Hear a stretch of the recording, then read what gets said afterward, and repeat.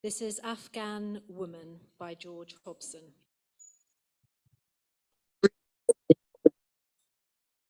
Welcome. You smile, dawn rises, light flowing from the rising corners of your mouth. From your green eyes under their awnings of lashes, your eyes caverns, fires deep down glowing, light flowing out of dark deep down, out of sorrow's caves, like sun out of night, light flowing from the corners of your mouth lifting like a curtain's corners, light pulling back your taut lips, sounding the music of your bare, bold teeth. One is missing. The tambourines of daybreak, white flashing, light flowing from your eyes like melody, melody from under the violence inflicted, the assaults, the scorn, the rejection, the cruelty beyond telling that you, as woman, have suffered. For a moment, you forget where you are, you forget you are safe. For a moment, you frown, grow sad, look down. Then you remember. You remember where you are. You remember we are here. You smile. Hope. It is hope that pushes back the dark, hope like the sun breaking night's grip, hope rising in the violated heart, in the body battered by demented men. A howl that ricochets among the mountains, torrents gushing through raised locks, wind bursting out of canyons, steam erupting from beneath the earth. And now the words come. We listen. That is why we are here. We listen. Words. At first, slow. 1, 2. A few words. 1, 2, 3. Words uttered furtively, uttered like steps along a passage where the floorboards creak. Will one be heard? Word on word. Slowly. Faster, faster. Syllables linking into words, into sentences, paragraphs, a flow now of lava language pouring from the crater's mouth, thrust out by hope. Out the story of beatings, whippings, slashings, hope the explosive, out the tears, rage, cries for justice, hope the catalyst, out dreams, glimmerings, prospects for a future, hope the fuel. You sob, your tears stream, we hug you and hug you. At last you grow quiet, you wipe away the tears, you smile. Do you know where you come from, woman? It was death. You were grain crushed between millstones, iron held over flames by a blacksmith's tongs, a body nailed to a cross. It was death. But that is passing away. You are being loved. You have come out of your tent. You are being seen, and you see. You have spoken. Words are the woman. You are being heard. Your wan lips part, light flowing from your eyes. You smile. Thank you, Genevieve. Bill. So, Bill, you know, when I read Red Notice, it strikes me that you have lived a truly extraordinary life. I mean, I can't imagine that you could ever have predicted the paths it would take. And many of us have read Red Notice. If you haven't, you have to read it, but some probably not. And to get us into something of your life story, could you provide us with some brief snapshots? So I want to take you back to when you were a teenager growing up in America. and you're sitting down for an evening meal with your family, what kind of things would you have discussed and why? What a great question. Nobody ever asked me that question at any panels. And what a great opportunity to come here and to sit with you and to be at the here. It's really it's an unusual venue for me because I've never been to a theological seminary before. So This is not Davos. Right. And I'm really happy to be here. So I come from a very unusual family. My grandfather was a labor union organizer from Wichita, Kansas.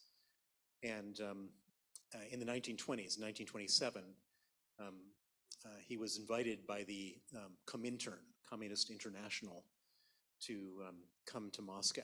They said, if you like labor unionism, you're going to love communism. Why don't you come here to check it out? So he gets to Moscow in 1927, and he does what many other red-blooded American men do when he got to Moscow. He found a Russian girlfriend who became my grandmother. And my father was born there, along with one of my uncles. And then they returned to America, and he became head of the American Communist Party. He ran for president on the communist ticket in 1936 and 1940. He was imprisoned by Roosevelt in 1941, pardoned in 1942. He was then expelled from the Communist Party in 1945 because his version of communism was not what Stalin wanted. And then that didn't really matter. During the McCarthy era, he was persecuted viciously for being a communist. So this is my family legacy. I was born in 1964. I'm 59 years old. And it was really interesting because at the dinner table, none of this stuff had, so my father, I wouldn't have called him a communist. He was a professor of mathematics at the University of Chicago, but all this upbringing from this family really impacted him. And so at the dinner table, anytime there was news on or discussion about business people, all business people were crooks. There was no business person that wasn't a crook. It was just crookedness and bad. And these are all bad people. And at the time, I was going through my teenage rebellion. And so what's the best way of rebelling from these? I became a businessman. And there was nothing that upset my family more than that. It was really just, and I haven't ever gotten off that path. And so Thank you. Now we scroll forward some years later, and lo and behold, you're at Stanford studying business. And I'm just intrigued to know, what was that like? And of course, as an academic and a professor, I want to know, were there particular professors or courses that you look back and you say, that shaped me right up till today? Another great question, which no one's ever asked me before. This is really novelty. Hopefully it's recorded. We can probably get a lot of downloads on YouTube. So there's two parts of my education. My undergraduate was at the University of Chicago, and my graduate business school was at Stanford. And the University of Chicago was the most rigorous, hardcore thing I could have ever done in my life. I don't know if any of you know of the reputation of the University of Chicago. It's like the Navy SEALs of intellectual rigor, just so hard. So they accepted at the time, now it's much more selective, at the time they accepted 55% of the applicants, but only 25% of the people who got in finished because it was just so hard. And there, I could answer that question. I could talk about like many of my professors that completely shaped me. I learned how to think there. It was truly an extraordinary experience. Stanford Business School was just an absolute cakewalk compared to my undergraduate. And I can't even think of a single class that really had any kind of impact like those classes in my undergraduate. I think that for me, the Stanford experience was more about my classmates. They have such Stanford has such a rigorous recruiting and admissions policy that they ended up just creating the most unbelievably talented group of people. And back then, it was actually easier to get into than it is now. And every time I get together with Stanford graduates, I'm always just so blown away by how great they are. But I'm not sure. I mean, I'm not sure if the institution. I think it's more that they were so good at curating a class than creating than beating anyone into good, rigorous thinking. But having said that, it was the best 2 years of my life, and I wish that I could somehow recreate that great feeling that I had. And then remarkably, especially, I mean, I think in terms of your background, and I always wonder, what did Bill's parents think about this? But you went on to set up the largest hedge fund in the new Russia. And if I recall correctly, some of your clientele were sort of billionaires and extraordinarily rich people. And if I recall correctly, they would fly you to meet with them on their expansive yachts and so on. Now, I can't imagine doing this, but could you just give us a taste of what that was like? Probably the best story was when I was I was at Salomon Brothers, which is a big U.S. investment bank, at the very beginning of the Russian privatization program, buying Russian stocks, and it was clear that there was a big opportunity there to invest in the Russian stock market. They had privatized, effectively the state had given everything away for free, and this new stock market started trading, and everything. If you calculated the valuation of the stocks, they were trading at such unbelievably low prices, like a 99.7% discount for the oil companies to Western oil companies. And so there was really a big opportunity. And I wanted to leave Salomon Brothers to set up my own investment fund. And I had this one client at Salomon who said that he could introduce me to one of the richest men in the world at the time, who was a guy named Edmund Safra, who was the owner of Republic National Bank of New York. And this person, my client, who was going to do this introduction, was a very eccentric Israeli billionaire and a diamond dealer, and a very sort of non-conventional character. And one night he called me up. This was like in the summer of 1995, and he called me up and he said, "I want you to. I'm going to introduce you to Edmund Safra tomorrow. I need you to get on a plane tomorrow morning to Nice, and then meet me at the pier of the hotel, at the Carlton Hotel in Cannes, at the pier." And I said, "Well, where are we going to go? What are we going to do?" Just get on the plane, meet me at the Carlton pier. So I put on my suit. I call in sick. I mean, it was kind of odd to just like disappear, but I did. So I call in sick. I order an EasyJet ticket or whatever the budget airline was at the time.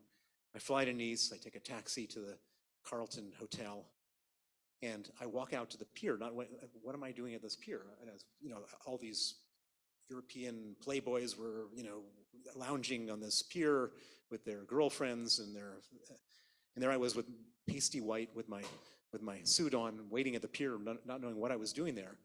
And I'm standing there for about 15 minutes, and then I see that this speedboat starts approaching very fast. And it comes to the pier, and there's this Israeli guy who was going to meeting. He says, "Jump on board." And so I get onto this speedboat, and off we go. Where are we going? And he couldn't hear. It gets very loud on these speedboats, and he couldn't hear a word I was saying, and it wasn't. So we're going to some unknown destination. We make our way around the Bay de Villefranche, and then we dock at the little port of Villefranche. And we jump out of this speedboat, and there's these two dark Mercedes waiting for us there. We jump into one of them. There's another car following us, and we meander our way up into the hills to this house, which was protected by 15 or 20 Mossad-trained security guards with automatic weapons. And the house was called La Leopolda, which I think continues to be the most expensive house in the world. It was owned at one point by King Leopold of Belgium, and was purchased by this billionaire Edmund Safra.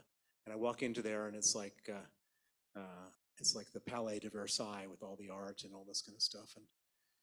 And I'm sitting there with this Israeli guy, and for about half an hour, and then in walks this little bald man, Edmund Safra, and he didn't look like he just looked like some little guy. He sits down, and he's got a heavy accent. He was born in Aleppo, and anyway, so he starts asking me a few questions, and while he's asking me the questions, some people keep on interrupting him with phone calls, and he's taking the calls and paying half attention as I'm answering the questions and nodding occasionally, and then someone comes in and says, "You have to leave," and my Israeli friends, they said, "I think that went well," and so we get back on the speedboat. They drop me off on the pier, and I go back and don't hear from Safra for another 6 months until I had a competing offer to start a hedge fund, and then he then upped the offer slightly and became my partner. Just extraordinary. Okay. One can dream, you understand. Now, once your hedge fund got established, you and your colleagues started to identify corruption in Russia and to do research and to expose this. And this was initially well received, right? So the what we discovered in Russia, so I eventually became the largest foreign investor in the country, and which should have been something to celebrate. But what I discovered was that all the companies that I owned shares of were basically being robbed blind by the oligarchs and corrupt officials. And it became obvious to me that there was a reason why everything traded at a 99.7% discount, because you really own nothing. And so if there was going to be any improvement in the valuation of my shares, I was going to have to try to stop the stealing. How do you stop the stealing?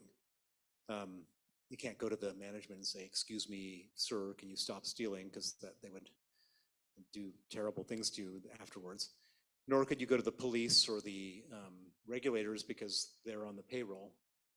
But I did come up with an interesting plan for how I might be able to stop the stealing, which was to research how they went about the stealing and then share that research with the international media to basically name and shame these people.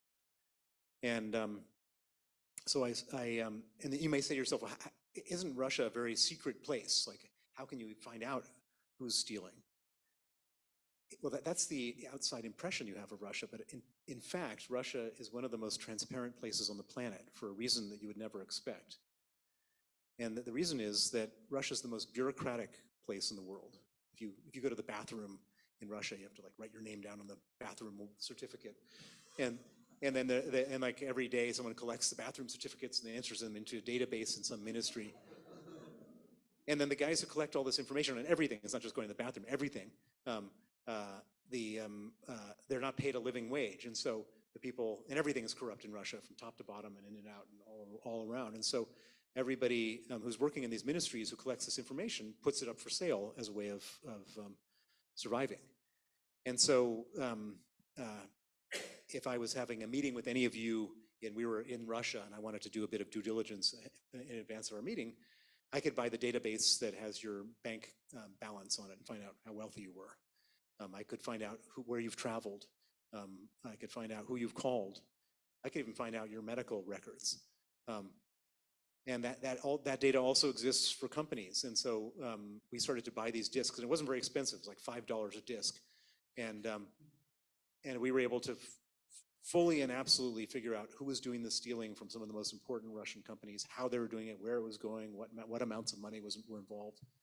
And then we take this information and we share it with the media, with the Financial Times, New York Times, all these people. And they love me, of course, because it was saving them 3 months or 6 months worth of work. I'd done all the work for them. And what's better than a story about massive theft at Gazprom or something like that? And so they would take this stuff and then they would publish these stories. And it turned out that as we were doing this was the moment that Vladimir Putin had just come to power. And Vladimir Putin is not the same he wasn't the same man then as he is now. He may have been the same man, but he didn't have the same opportunities then that he has now. And the reason is because the oligarchs had basically stolen all of the power of the presidency. And so these oligarchs were the people running the country. The president was really sort of just a figurehead. And he came in and he wanted to reestablish the power of the presidency. He wanted to disempower the oligarchs. And so here I was exposing the oligarchs. And so if you're a guy who's trying to disempower the oligarchs, this was a great opportunity for him to jump the bandwagon for him to jump onto. And normally, if we had just been naming and shaming Russian oligarchs, probably nothing would have happened, except for the fact that Putin had an interest which aligned with ours. And I've never met Vladimir Putin. I didn't meet him then, and I haven't met him since then. But as a result of his involvement in all these early scandals, the value of my portfolio went up just unbelievably. It went up 45 times. And so for a brief period of time, I thought Putin was a good guy. I'm sure you're going to ask me why I don't think so now. Okay, but we've only got an hour. Yeah, so Bill, this is a question that occurred to me. Your wife didn't want to live in Russia, is that right? No, she was fine about it. I mean, my first wife. Okay, so because you were traveling back and forth between London and, so this is one question, did you ever think of really settling in Russia? Because that might have really changed, I mean, in a way, because the day came when you flew back to Russia without any sense what was about to go down, and you were held at Moscow airport and extradited the next day. So why? And then what happened? What happened was I was married very briefly to a British woman who didn't want to go to Russia. And we had a child, and he was in London. And so I would fly home every other weekend when he was a child to spend my weekends with him. And then I met my second wife and we lived in Russia. And so we lived in Russia. I lived there in all for 10 years. And I had no intention of, I was settled there for the most part. Although having said that, I had this one thing in the back of my head. I always thought I need to keep a bunch of cash in my briefcase, and I need to not keep anything of huge sentimental value in Russia, because there's going to be a moment in time when I'm going to have 5 minutes to pack. That's kind of what I thought. And it turned out that I was right, except they didn't give me 5 minutes to pack. In November, I think it's November 13th, 2005, I was flying back from Russia to London. And at this point, my wife, my current wife, was pregnant with our first child. So she had come to London just to give birth, and she was here a month before the birth. And I was, and so anyways, I was flying back to Moscow just to do some business in Moscow. And then I was stopped at the border. I was arrested. They kept me in the airport detention center. And this had actually happened to a friend of mine, Beth Hebert, who's sitting right here. She was living in Moscow, and she had the same experience. And I wasn't sure whether I was going to be arrested or deported. And I was up all night just terrified. And then thankfully the next day they deported me and declared me a threat to national security, not to be allowed back into the country. And it was very fortunate that my wife was in London at the time, so that we didn't have to get her out as well. And then our child was born, and I haven't been back to Russia since then. Okay, and so, I mean, the events that unfolded then are really quite extraordinary. And in the course of those events, Sergei Magnitsky, if I can use the word, entered your life. So do you want to tell us a bit about what Putin and the Kremlin did once you were extradited?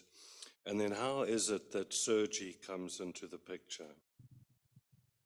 So after I was expelled, I said to myself, when the Russians turn on you, they don't tend to do so mildly, they do so with extreme prejudice. And what else? Where else am I exposed? I have people. I had a bunch of employees in Russia and their families, and we had a lot of money in Russia. And so I organized an emergency evacuation of my staff and all of their dependents.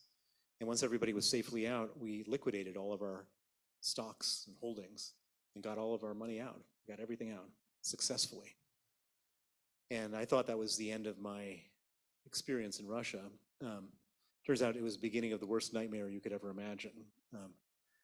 18 months after I was expelled, I get a call from Moscow from the lone secretary who still sits in our empty office saying there's 25 police officers raiding the office right now. I then get a call from my law firm, the American law firm I use, saying there's 25 officers raiding our office looking for your documents. And the police were looking for the stamps, seals, and certificates for our investment holding companies, companies through which we had invested in Russia, which were empty at this point because we had sold everything.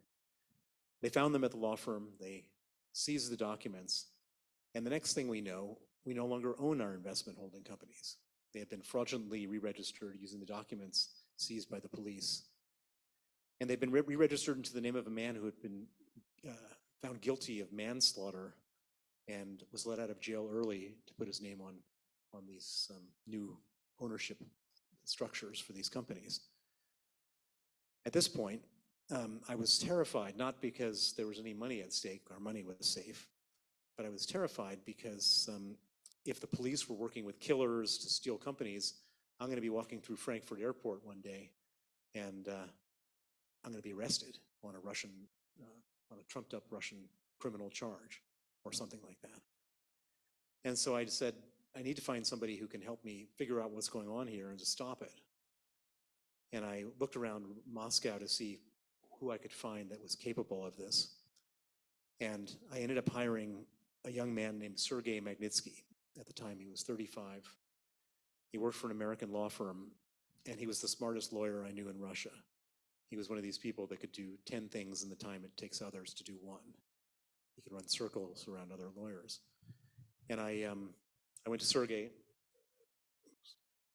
and I said, can you help me figure out what's going on here? And Sergei said yes, and he went out and investigated. And he came back and he said, I've discovered what's going on here, and it's pretty unbelievable and cynical.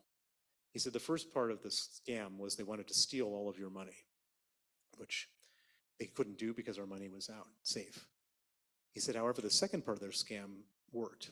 And the second part of their scam was that when we sold everything in the previous year, we had $1 billion of profits. And on that $1 billion of profits, we paid to the Russian government $230 million of capital gains tax. And what Sergei had discovered was that the people who stole our companies went back to the tax authorities and they said, these companies didn't earn $1 billion. They actually earned zero. And they came up with a complicated way of explaining that, fraudulent way of explaining that. And they said, therefore, if these companies earn zero, then they shouldn't have paid the $230 million of taxes in the previous year. That was paid in error, and we'd like that money back. And so they applied for a $230 million illegal tax refund on the 23rd of December, 2007, 2 days before Christmas. And it was approved and paid out the next day. It was the largest tax refund in the history of Russia, paid out in one day on a fraud. And I should point out that this was not my money that was being stolen or my fund's money. This was the Russian government's money that was being stolen. It was refunded from the Russian government. And so I was certain that this must be some type of rogue operation because Vladimir Putin is a patriot and a hardcore nationalist. And how is it patriotic or nationalistic to allow your own officials to steal nearly $250 million of the government's money? And so Sergei and I were convinced that if we were somehow able to bring this to the attention of the highest levels of law enforcement, that the good guys would get the bad guys, and that would be the end of the story. So we wrote criminal complaints to the head of every different law enforcement agency in Russia. I went to the television, radio, newspapers to explain how the whole crime had been committed. And then Sergei went to the Russian State Investigative Committee, which is their version of the FBI, and he gave sworn testimony against the corrupt officials involved. And we sat back and waited for the good guys to get the bad guys. Well, in Putin's Russia, there are no good guys. And we can talk about that some more later. 5 weeks after Sergei testified against these corrupt police officers, the same officers he testified against came to his home on the 24th of November, 2008. They arrested him. They put him in pretrial detention, where he was then tortured to get him to withdraw his testimony. They put him in cells with 14 inmates and 8 beds, left the lights on 24 hours a day to impose sleep deprivation. They put him in cells with no window panes and no heat in December in Moscow, so he nearly froze to death. They put him in cells with no toilet, just a hole in the floor where the sewage would bubble up. They moved him from cell to cell to cell in the middle of the night. And the purpose of all this was to get him to withdraw his testimony against these corrupt police officers. And they wanted to get him to sign a false confession to say that he had stolen the $230 million, and he did so on my instruction. And they figure, here's a guy, he wears a blue suit and a red tie, comes to a fancy American law firm, buys Starbucks in the morning. They put him in these kind of conditions, he'll buckle very quickly. He'll sign whatever they want him to sign. But Sergei was a man of incredible integrity. And they completely misjudged him. For him, the idea of perjuring himself and bearing false witness was more upsetting to him than the physical pain they were subjecting him to. And he just refused. And as a result of his refusal, there was more and more pressure, more and more maltreatment, more and more torture. And after about 6 months of this, he started to develop terrible pains in his stomach. He lost 20 kilos. And when he was seen by the prison doctor, they diagnosed him as having pancreatitis and gallstones and needing an operation, which was scheduled for the 1st of August, 2009. A week before his operation, they came to him again and again asked him to sign a false confession. Again, he refused. And in retaliation, they abruptly moved him from a prison that had a medical wing to a maximum security prison called Butyrka. Butyrka is considered to be one of the most awful prisons in Russia. And most significantly for Sergei, at Butyrka, there were no proper medical facilities. At Butyrka, his health went into a terrible downward spiral. He was in constant agonizing pain. He and his lawyers begged for medical attention. They wrote 20 different desperate requests for medical attention to every different branch of the criminal justice system. Every one of their requests was either ignored or more horribly denied in writing. And on the night of November 16th, 2009, Sergei went into critical condition. On that night, the Butyrka authorities didn't want to have responsibility for him anymore. And so they put him in an ambulance and sent him over to a different prison across town that had a medical wing. But when he arrived at this other prison, they didn't put him in the emergency room. They put him in an isolation cell. They chained him to a bed, and 8 riot guards with rubber batons beat Sergei Magnitsky to death. He was 37 years old. He left a wife and 2 children.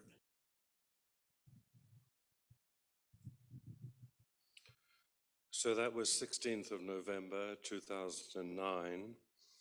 And I think your life changed forever that day. So now, Bill, I hope this question is not offensive, but I was alerted recently to an article in Der Spiegel, which has raised questions about how certain we can be of the details of Sergei's murder.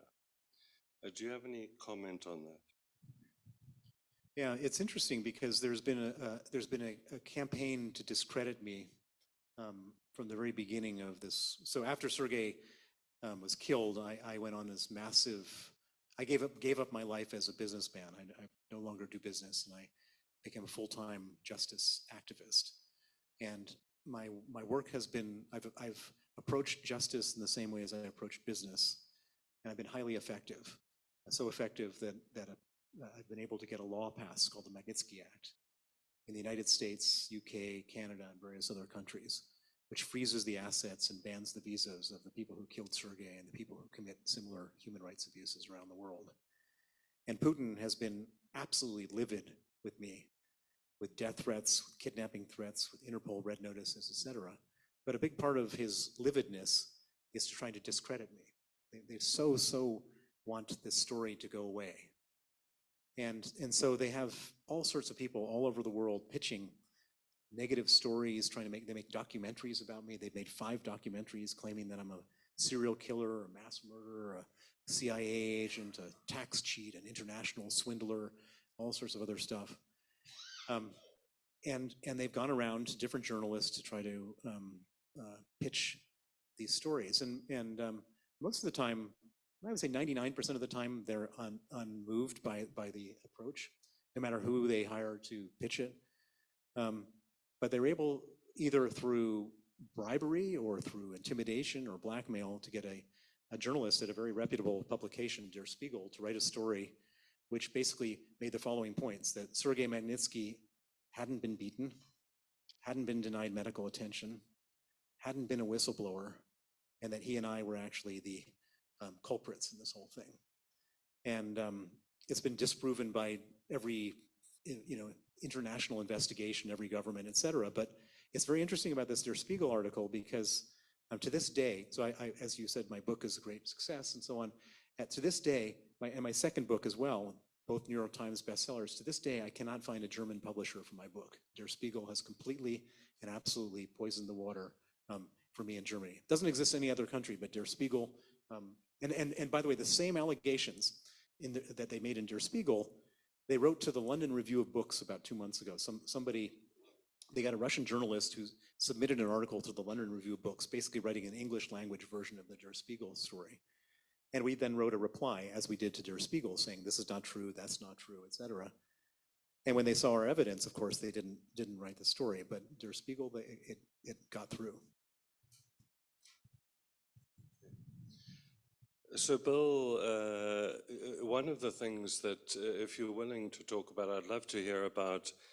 So, especially for us as a Center for Public Theology, Sergei Magnitsky is a fascinating figure. So, and it's just amazing to me that someone would be able to withstand what he withstood. And I mean, you have the chapter in here, one of the 10 Commandments, you shall not bear false witness. And all Sergei had to do was to bear false witness, and he would have been all right, probably honored, protected, I don't know, but he was really unwilling to do that. So I don't know how well you knew him, but could you tell us about him? I assume that this resilience stemmed from his Orthodox faith. So I assume he was probably an Orthodox Russian Christian. And then, as I understand it, his son and his wife, you've helped to bring them to the UK. And it would be lovely just to know, if you're able to tell us, how are they doing? And so it's really an interesting question, what makes a man die for his principles? Because that's the choice that Sergei made. And for what it's worth, I would have been very happy for him to bear false witness against me. I would rather have him be alive today and deal with whatever problems that would have come from him doing that. For me, the idea that he's died, for his integrity and for not turning on me is really a hugely unpleasant burden to bear. And it's interesting because I don't know his religious beliefs. He is an Orthodox Christian. I don't know whether that had an impact on him or whether it was just, he would write letters from prison about, reading Shakespeare and reading. There's all these tragedies but the way I would describe him is a stubborn idealist. He's somebody who he is actually what we all wish Russia had been. Not this terrible, corrupt place, but this. And by the way, he's not alone. But very recently, I have another friend. His name is Vladimir Karamurza. He helped me get the Magnitsky Act passed. He's a member of the Russian opposition. He actually went to university here in Cambridge. He's Russian-British national. And for his work getting the Magnitsky Act passed, they poisoned him in 2015 in Moscow. He nearly died. In 2017, they poisoned him again. He nearly died. And at the beginning of this war, he was in London, and we were having dinner. And I said, "Where are you going next?" He said, "I'm going back to Russia." After they tried to kill him twice, "Why are you going back to Russia?" "Because I am hugely offended by this war. It's a war not in my name. And I'm asking people to stand up to Putin. And how can I ask as a political leader if I'm too afraid to come back to my own country?" And he went back to Moscow at the end of March last year. He gave two MSNBC and CNN interview, called Putin a war criminal and a murderer from his apartment in Moscow. And he was subsequently arrested, tried, found guilty of treason, and sentenced to 25 years in jail, which is the longest prison sentence. Again, it's like the same thing as Sergei, this weird, this sort of, and we rarely see it. You can see it in religious writings, but you don't see it in real life very often, where people are ready to give up everything for their beliefs. And it's an unusual trait in a very small minority of Russian people.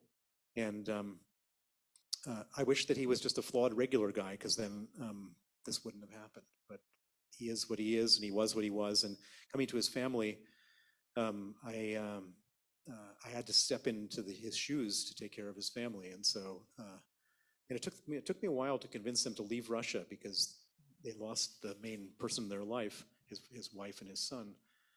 And his son was 8 when Sergei was killed. And she didn't want to uproot him even more and change his life even more. And then the Russians started going after her. And I finally was able to convince her to leave and come here to the UK. He went to school. I enrolled him in a private school here. He did really well. And he's an artist. And he's now living in California, going to a specialist school in art in California. And his mother is with him. And they're a long way away from all this horror and hardship. But of course, nothing can ever heal the wounds that they were subjected to.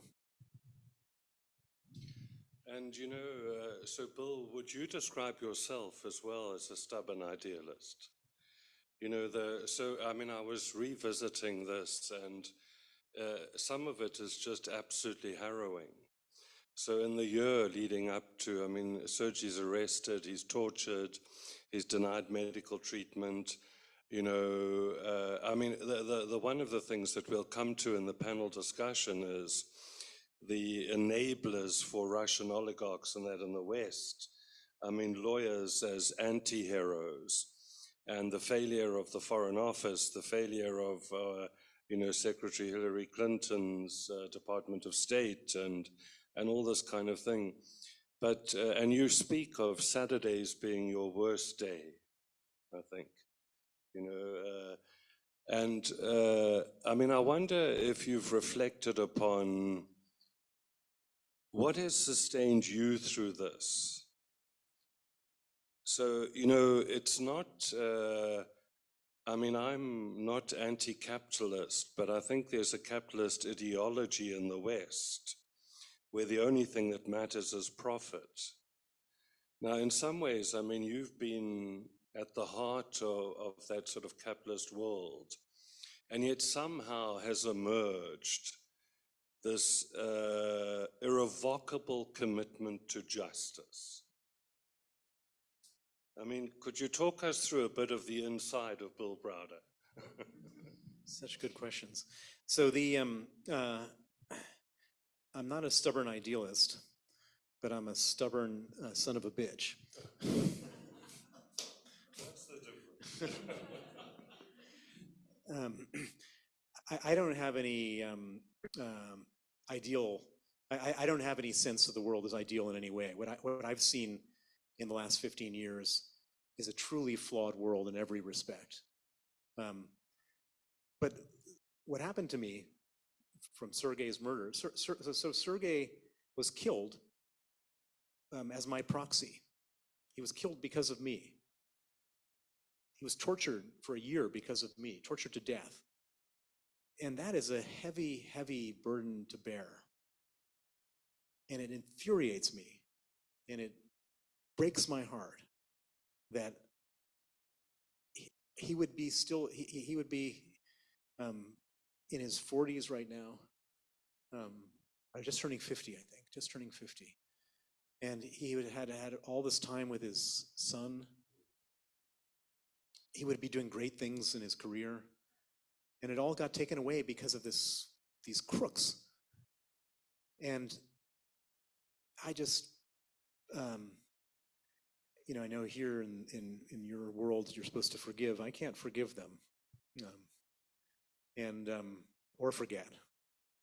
And so I made a vow on the day that he died, or that I learned about it the day after. And I made a vow to his memory, to his family, and to myself that I was going to use every resource I had, every bit of energy I have, to go after the people who killed him and make sure they face justice. And that's what I've been doing. And my drive to do it has not gotten any less. It hasn't dissipated in any way. The anger, the indignation, the quest for justice continues and continues and continues. And there's a lot you can do if you have that consistency. Most people give up very quickly. Most people encounter obstacles and they don't try to overcome them. And probably what's different about my character than everybody else's is that I just never gave up. And I just kept on hammering away and hammering away and hammering away on this stuff. And there is something, I'm not a religious man, but there is something divine about this whole crusade for justice, which is that all sorts of things happen that shouldn't have happened, that should have never happened. To get a US law passed, I gave up my American citizenship 25 years ago. I'm not an American citizen, I'm a British citizen. I went back to the country where I gave up my citizenship, and I told the story of Sergei Magnitsky to members of Congress, a very cynical bunch. And grew up in the apartheid era.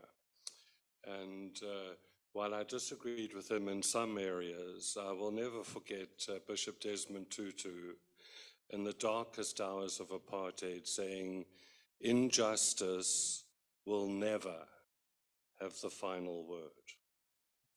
And I think it resonates with. So Bill, just before we get to a bit of time for Q&A,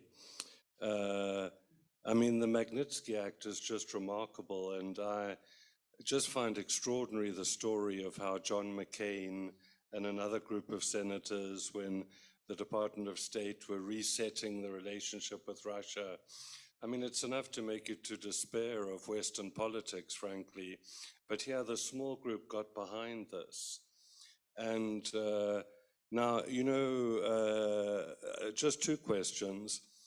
So another stubborn idealist is my friend Senator David Coulthard in Zimbabwe. And as a gift for you coming today, I've got his extraordinary book on Zimbabwe. But is the Magnitsky Act now, and the acts, and there's the Global Magnitsky, is it being, all the focus has been on Ukraine, understandably, but there's dreadful stuff going on in other contexts. Is the Magnitsky movement being leveraged in those directions? Absolutely, definitely. And this is, it was very interesting. So when I first started campaigning for the Magnitsky Act, I was able to convince Senator McCain, a Republican, Senator Cardin, a Democrat, to put forward a draft piece of legislation called the Magnitsky Act, which would just deal with the case of Sergei Magnitsky. And by the way, any member of Congress or Senate can submit any draft legislation, and there's tens of thousands of these things. And many of them are just sort of markers. So they put this thing on there, and their phones started lighting up the moment it was there from other victims in Russia. And the other victims in Russia said, "You found the Achilles heel of the Putin regime. Can you sanction the people who killed my husband, my father, my sister, my aunt?" And after about a dozen of these calls, these two senators realized there was something much bigger than just one case, and they added 65 words to the law to include all gross human rights abusers in Russia. The law eventually passed 92-4 in the Senate, 89% of the House of Representatives, and was signed into law by President Obama on December 14th, 2012. Putin went out of his mind with the passage of the Magnitsky Act. He banned the adoption of Russian orphans by American families. He wrote in his foreign policy white paper that the repealing the Magnitsky Act was his single largest foreign policy priority. When he did all this stuff, these two senators said, wow, if we can upset one dictator, we should do it for all. And so they then introduced the Global Magnitsky Act, which didn't just apply to Russia, but applied to everywhere, China, Iran, etc. And the Global Magnitsky Act passed in 2016. And it's all global everywhere in the world now, and it's been amazing. You know, up until the moment the Magnitsky Act was passed, if you had been a victim of a dictatorship and an authoritarian regime, you had no recourse. There's nothing you could do. If they control the laws, there's nothing you can do. All of a sudden, now you can freeze their assets in the West. You can ban their travel, which is very upsetting for wealthy dictators. Very upsetting, as upsetting as was for Putin. And it's now been applied to the Chinese officials in charge of the concentration camps, the Uyghur concentration camps in Xinjiang. It's been applied to the Iranian officials who are gunning down defenseless women protesters in Tehran. It's been applied to the generals in Myanmar who have been killing the Rohingya in their genocide. It's been applied to Nicaraguan security officials. All of a sudden, it's become a global legal movement in which the balance of power has slightly changed from pure power of the dictators to now some consequence for their actions, and the bad guys doing the bad stuff are really afraid. And I had no idea when I was starting this campaign that one man's death would lead to this unbelievable change in how human rights abuse is dealt with. But it really has been a remarkable and amazing outcome. And people say, when are you going to be done with the Magnitsky campaign? And the answer is never, because there's just so much terrible stuff happening out there, and we now have a tool to deal with it. Yeah, so just a final question, and then we have 10 minutes for Q&A. So you'll understand, Bill, I'm asking you probably some unusual questions because of who we are. But my final question is, are you hopeful? It's, this journey has brought you into touch with what I would call the shadow side of the world unequivocally. And it would be very easy, I think, to despair. And then, this circles back to something we'll discuss on the panel. Could the Magnitsky Act ever be applied to leaders in the West? Am I hopeful? That's a tough question, because in the short term I'm not, but I think that, as you say, justice always gets the last word, and it really does. The Magnitsky Act can absolutely be applied to anybody, anywhere, and in fact it has been to the West. This is pretty cool.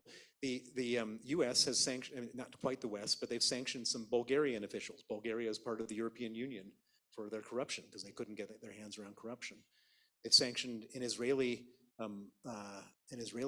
individual who was involved in massive corruption in Africa, and so all sorts of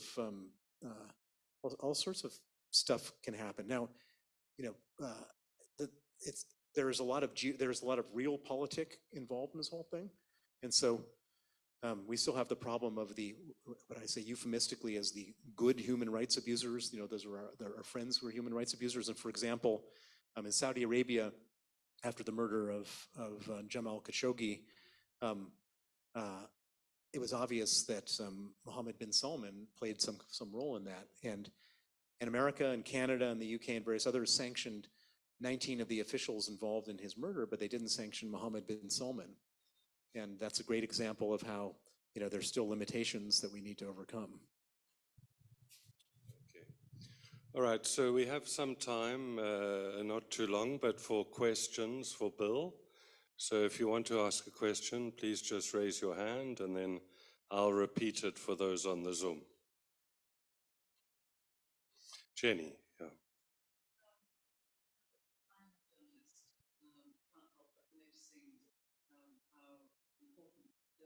journalists have been in this whole campaign crusade. Can you say in a nutshell how you would have managed without a force of state? Okay, the question is about the role of journalism in Bill's journey, really. I wouldn't have managed. I would be completely destroyed. I would be dead if the media didn't exist. In order to shame governments to do the right thing, you need the media. In order to outrage the public, you need the media. In order to, the media needs needs politicians to do so.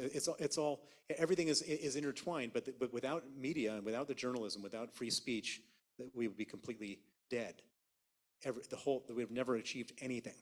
And now the media is constrained in some ways. So, for example, the libel laws here in the UK are so strict that a lot of things that we needed to say couldn't be said without journalists getting scared about writing about it. And so, yeah, so the strategic lawsuits against public participation. I've been sued 5 times for defamation. Once here in the UK, currently there's twice in Russia, and there's 2 ongoing cases, one in Washington, D.C. federal court. And I've just discovered last week I'm now subject to a lawsuit in Montreal, Quebec. These are all about Russians suing me, or Russian-related people suing me.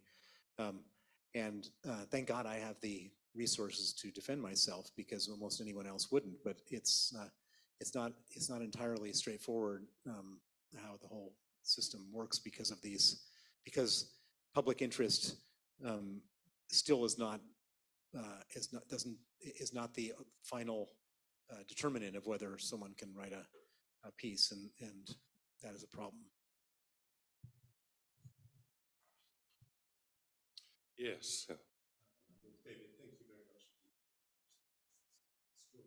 Just going back to scam, as you described.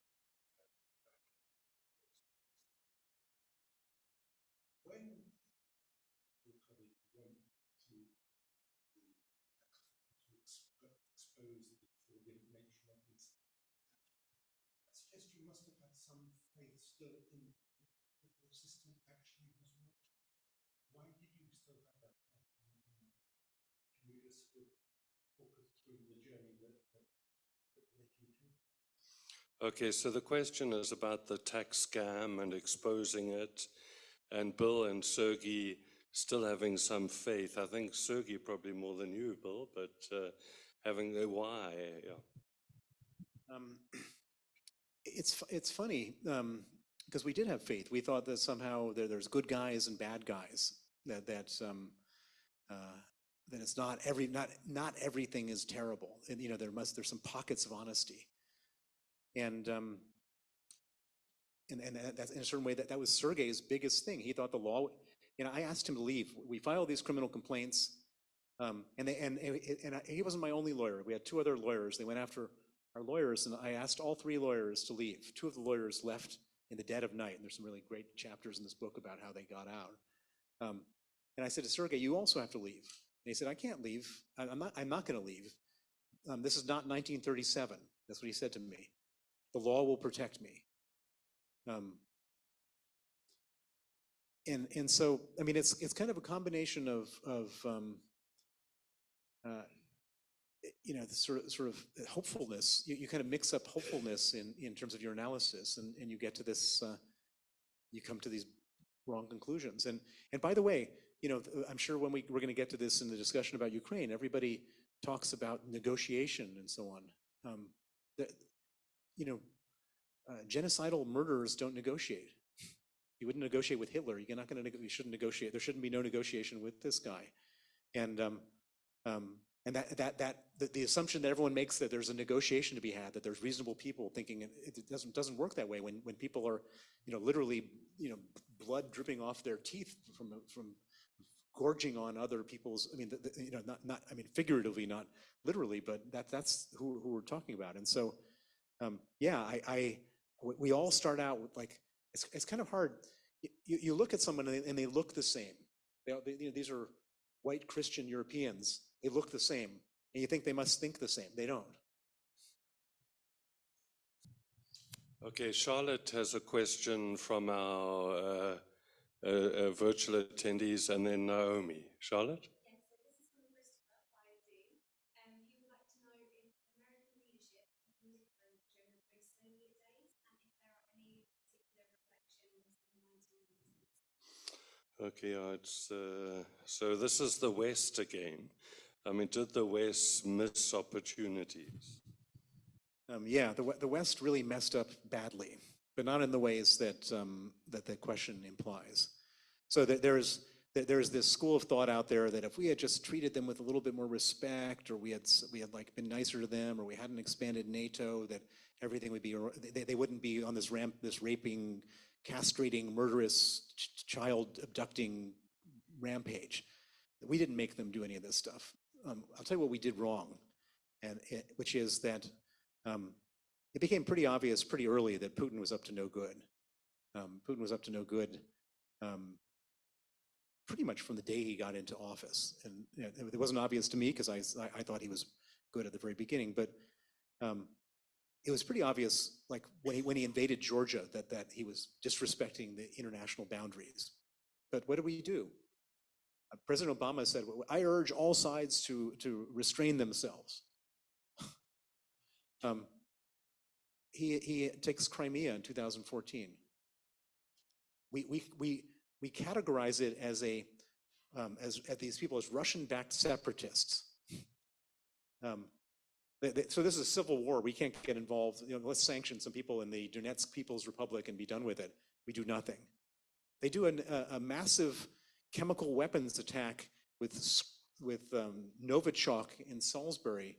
Shut a British town down for a week with chemical weapons experts. What do? 3 months later, we go to the World Cup in Moscow. We have so many times not done what we should have done when Putin was doing all this nasty stuff. And people talk about sanctions and they say, well, sanctions aren't working. Well, sanctions should have been, if we had used them properly, they could have been a deterrent, but instead we did nothing. And we gave Putin the total misimpression that we were going to do nothing when he went into Ukraine. He was convinced of it because we're also narrow-minded, we're also business-oriented, we're also feeble, and we're also appeasing, that we would have done the same thing this time around. And now look where we are. And so, yeah, the West made a huge mistake, but it's not the mistake that some people think. It's a mistake that we didn't contain this guy and show him that we have the collective power to really make life miserable for him if he was going to do something bad.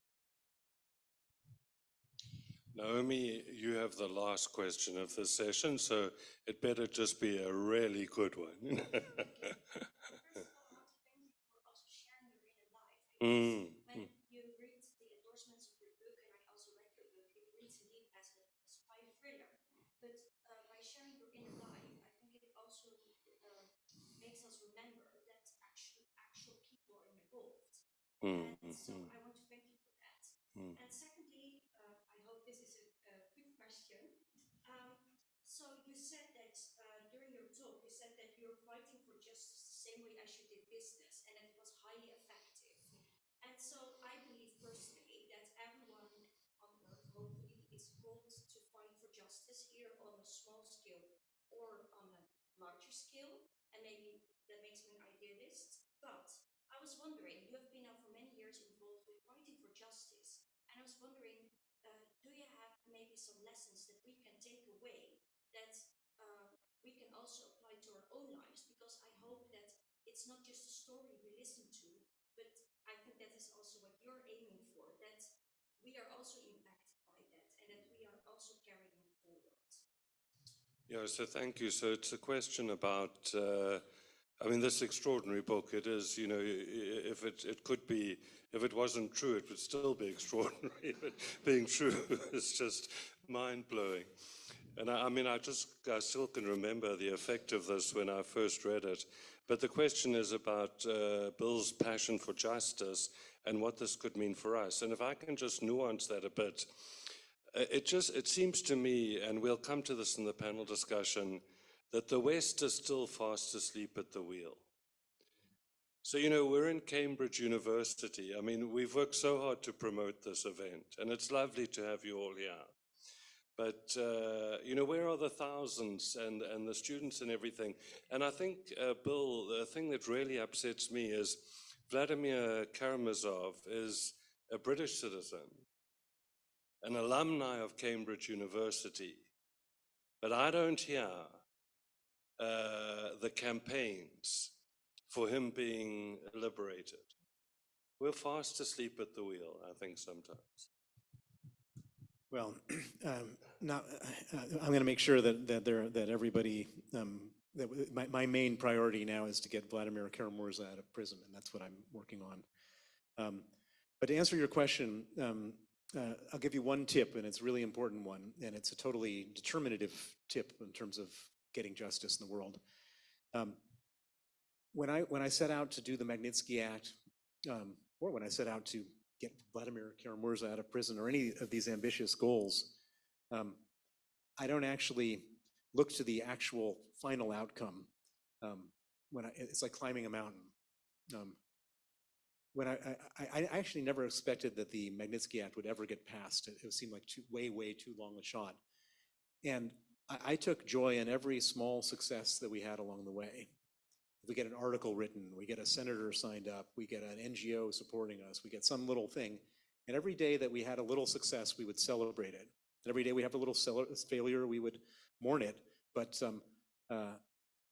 by compartmentalizing it and bringing it down to a very narrow set of things, I was able to do this and continue to do this. I mean, it's now 13 and a half years since he died, and I'm still at it in as vigorous a way as I was when it first happened. And so the key is to try to take pleasure in the successes at every step of the way, and that makes it a much more manageable journey, and that's how I've been able to do it.